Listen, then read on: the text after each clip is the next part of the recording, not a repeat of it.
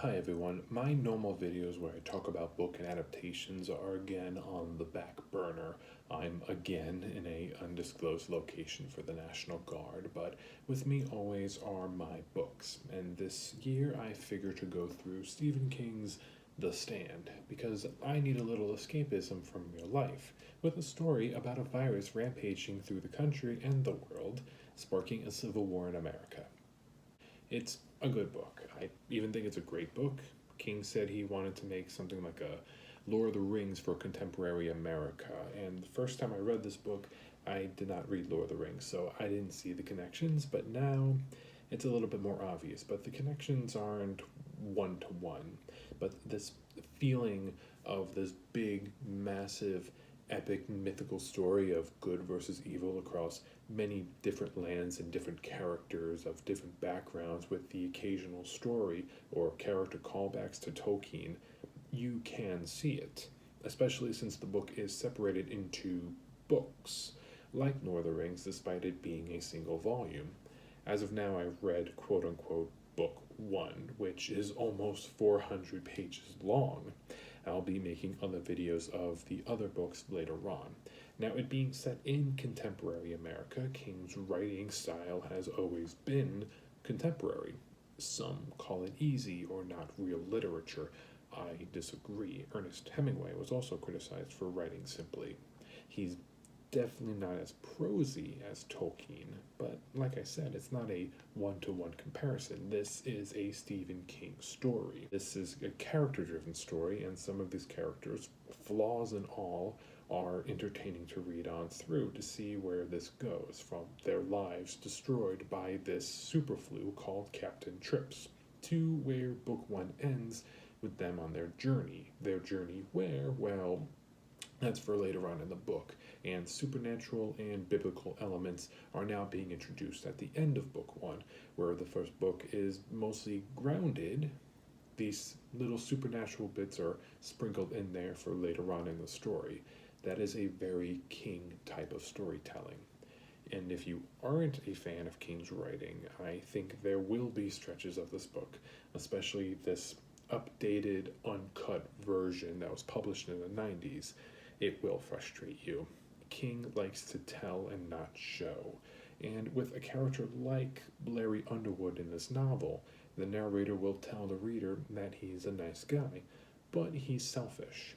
And then a character in the book will tell him, Larry, you're a nice guy, but you're selfish.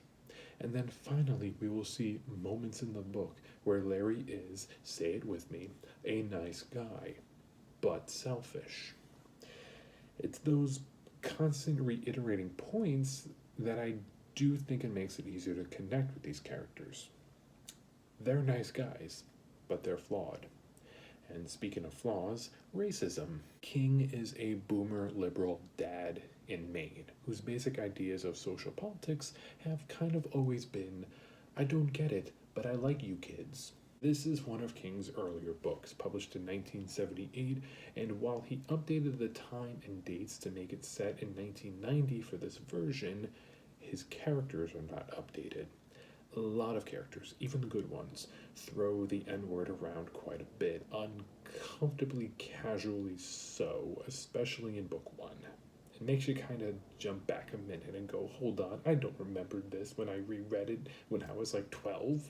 Even if the N-word wasn't used so much, there's other aspects.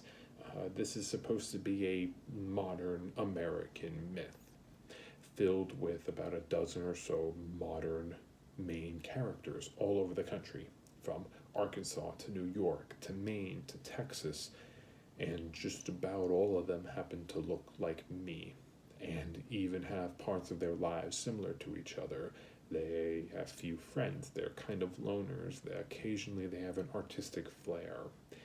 When minority characters are introduced in this book, especially in the New York chapters, you get lines referring to getting mugged by Puerto Rican junkies and seeing black characters, quote unquote, jiving to music only black ears can hear, like Stephen, what does that even mean? Book one ends with introducing as far as I remember, the first time reading this book, the only African American character with a name, and she fills a role that King uses a lot in his other works, the magical Negro trope, where you have a black character's purpose in the story is to help the white character along, and Mother Abigail is the most magical one of them all, being the ultimate embodiment of good in the story of good versus evil. As much as I love her, she doesn't get to have flaws like everyone else.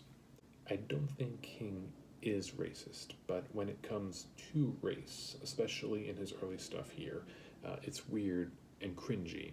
There's a great article by Scott Woods called Stephen King Needs More Black Friends, and I agree, because I do generally really love this story, but this race angle is the biggest crutch.